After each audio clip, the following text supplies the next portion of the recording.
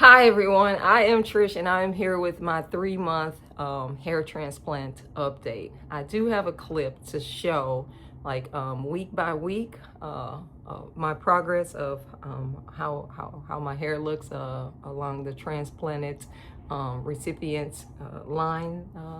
I went to Longevita Hair Clinic in Istanbul, Turkey. Officially my 3 months is this upcoming Tuesday, so like today is Saturday, Sunday, Monday, Tuesday, so in like 3 days.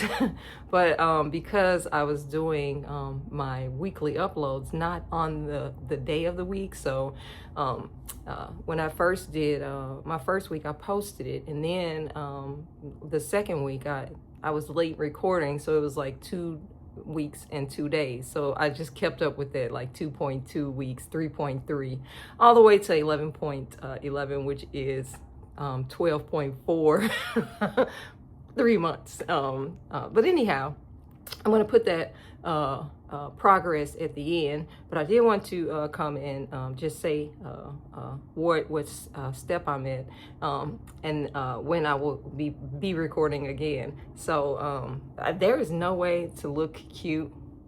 I tried everything, guys, and I didn't want to be on here talking about a hair transplant with a wig on. So I just was like, forget it, just record it, just so, just in case anybody wants to investigate and say, okay, well, I'm at 3 months and, or mine looks better than hers, or maybe like a little bit worse, whatever. I do that all the time. I'm always comparing other women who went to Longevita Clinic to where I am. One of the ladies I like to watch, she posted like every single day, so she had a lot of material for me to view and go over, but she doesn't have to go anywhere, and so she doesn't have to cover her head, and so her transplant is it doesn't look like mine. She retains a lot of the hair, versus another girl who has to put on a wig and go out every day. Hers looks more like my my hair transplant. And then these ladies that I am watching, because there isn't a lot of material on women who have hereditary alopecia, where it is happening to me because of genes, versus the women that I am watching, they have traction alopecia, where their hair fell out based on too much pressure, or just tugging away. Their hair was ripped out, and so they needed to get a transplant. So I have to take collagen.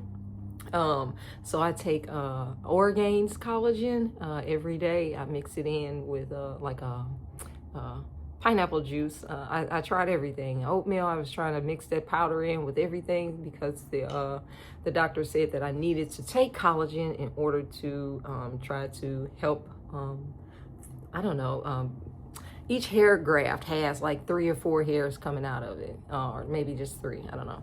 But mine's, because of my condition, hereditary alopecia, some of my grafts only had like 1 hair. And so she instructed me to take collagen. So I've been taking it every day since I returned. Like I literally got 3 tubs of Orgain's collagen from Costco, and I've been taking it every single day, nonstop. And I do notice that it is taking some. My system is getting used to having collagen in it, but my back is coming back in. I'm not gonna. My videos don't show the back of my head, just because I've never been interested in seeing the back of people's head. People's hair grows at different cycles, like lengths. One of the girls who I watch, her hair doesn't grow as fast as the other girl, but she has more hair in the front of her head. And so I don't think that you want to see how long my hair has gotten. It is growing though. I experienced grays, like a strip. At first it was like this one side, and then I started seeing them like a strip going across the back. But my natural hair color is coming in, but I'm wondering, because I didn't know, like I had to Google it, that hair had melanin, and that it was a part of shock, like my scalp was still in shock. and that it'll turn back to my natural color. Not to say that I don't have gray hair, because I do, but I didn't have it in the back. Like, if there was hair in the back, like I parted my hair and took pictures to show before the transplant. Like, I took so many pictures, and I was just like, I know that there was no gray hair back there. Like, I have some here and like maybe some down here, but like that was it. Even that's the light that's making it look shiny, glossy, grayish at the top, because it's or perhaps some of the transplanted hair is white, like white, like not gray hair, like it comes in white each week. A lot of it falls out and comes back in. Or I would have like my natural baby hairs have started to just come back in. It seems like they're coming in permanently, and I'm so glad about that. I don't have to cut anything. Like, I've always had just natural hairs in the front around my face that just come in shorter than the rest of my hair. So I'm glad that they are back. And then like this is coming in pretty strong. I don't know, it just falls out. And then there's a piece in the back that like a section on the my right side that fell out and started to grow back in again. And I just think that that's a part of the shock of it all. I also have like bumps and redness, and even in my 3rd month, and then there's still some numbness where a lot of people are saying that it went away, but it can continue on into the 4th month. And plus I have like really sensitive skin, so because I styled it, it will turn red. Like, that's why when I wear reading glasses, and I'm not used to, I've just started having to wear reading glasses probably for the last maybe 3 or 4 years. And so when I wear them, I put them at the tip of my nose, because if I push them back even for like 2 seconds, it'll turn. So my skin is really sensitive to touch, where it will turn. If I have my arm like leaned on my leg or something for too long, it'll turn my leg red, or like it'll go back to its natural color. But that is just the condition of my skin. As far as how I feel about getting the transplant and my progress so far, I can't tell. You know, I have to wait until the 4th month. I'm still in the ugly duckling stage, where I'm going to look like this for another month, where it continues to fall out. And then at the 4th month, it stabilizes, and then you'll get your new hair growing back in from the 4th to the 6th month. So I will record for the 6th month, just for the sake of putting videos up here. But because I'm more into watching later on progress versus when you first get the hair transplant done, because that's what I did before I went to go and get the hair transplant. I do notice there's some people at the 6th month have it all filled in, and some people at the 7th month. So I'll record at the 6th and the 7th month, just for anyone who might be interested in seeing the transition from that, versus skipping all the way to the 9th month and your hair is just looking beautiful. I did watch I didn't watch how a person's hair transplant failed, but I started noticing more videos I saw hair transplants failing before I went to go and do it. But I didn't care because of how I felt. I still don't care. I do not care if my hair just comes back in how it was before, and only like 10 new hairs comes in from the hair transplant. I would recommend going to Longevity Clinic in Istanbul, Turkey, just because they have proven true. I've seen so much great results, and my condition isn't like other people's condition. I have hereditary alopecia, although I believe that it is going to come in beautifully. I don't think that it's going to fail. I know that what stage I'm in and when I should start looking for hair, and it's consistent with the other ladies that I'm watching, their hair transplant. And I can also see the follicles, the little dots inside my head. Like, I have bumps, but I can see like dots where hair has come in or fallen back out. Like, I see it. It just needs to stop falling out and just stay in there. But I would have did it because of how I felt about, my hair. And so good or bad, however it turns out, I don't regret a single thing about it, other than I could have saved some money if it does fail. I'm pretty optimistic about it, and I'm looking forward to going back and getting that second in the crown part of my head, second one done. So hopefully when you see me again in the 6th and the 7th month, that everything will be full in the front and nicely blending in with the rest of my hair. But the rest of my hair is growing in, exactly as it's supposed to. The back is starting to feel good. It does feel like like it's not as full as how I'm used to rubbing my hand across my head, but it's really thick though. So I'm expecting them to say that I qualify for the next hair transplant.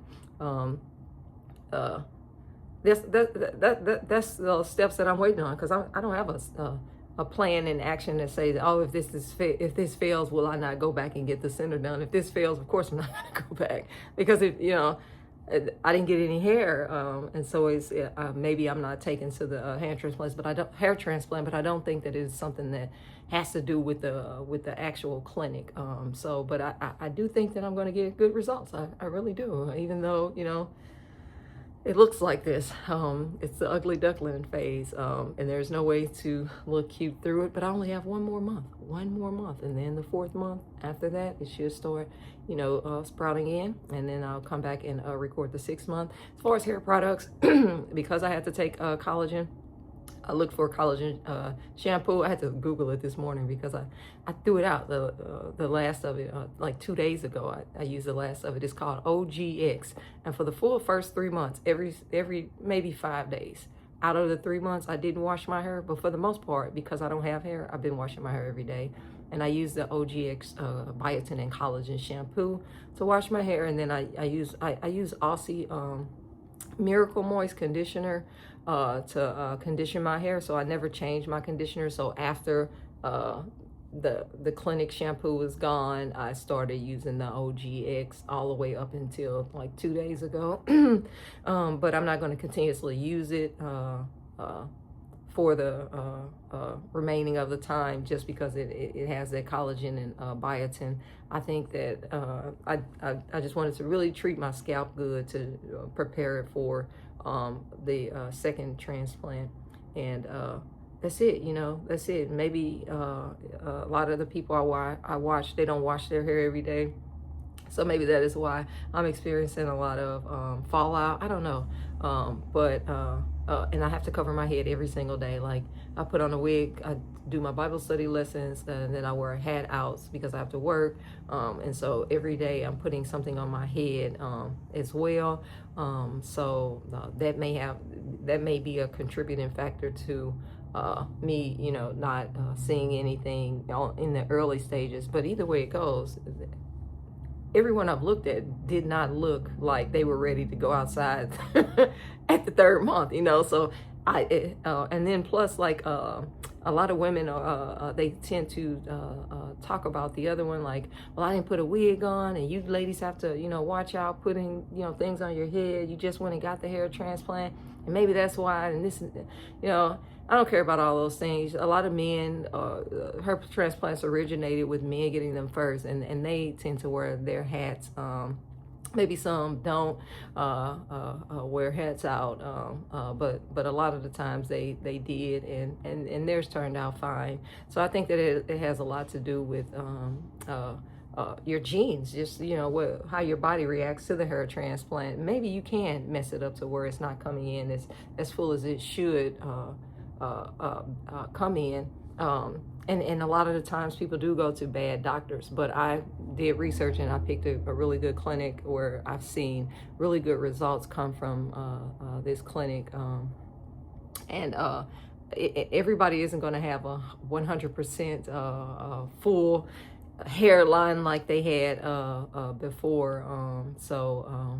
And I'm not looking for that. I'm just wanting to fill in those spaces. The transplanted area was here. Now that my head has unswollen, you can see all of the area that they covered. And so this is what they covered. And so you do see the hair. But I guess most of it is from, well, no, because I didn't have a lot of hair right here. Uh, I don't know.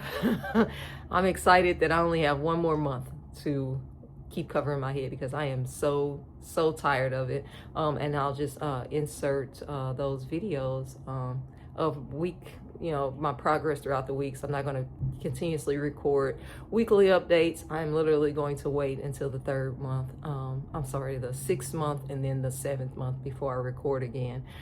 So I hope this helps anyone with making a decision. You know, if you want to, and if you want to go and get a hair transplant and you find a good doctor, I say do it. You know, you don't know how your transplant will come out. If you feel like you want your hair back, go and get it. You know, that's it. You know, and don't pay attention to the first 4 months, or even, you know, just wait till the 6th month before you say, oh, it didn't take. You know, because even after the 4th month, you still have to wait on your hair to come back in. That's why it doesn't look like you've had anything done until you get to the 6th month, and then it's just, hey, boom, you got hair. That's what I heard somebody else say. It really is like that. She was like, it just comes, you know, you just start seeing it. And so just wait, you know, give it time.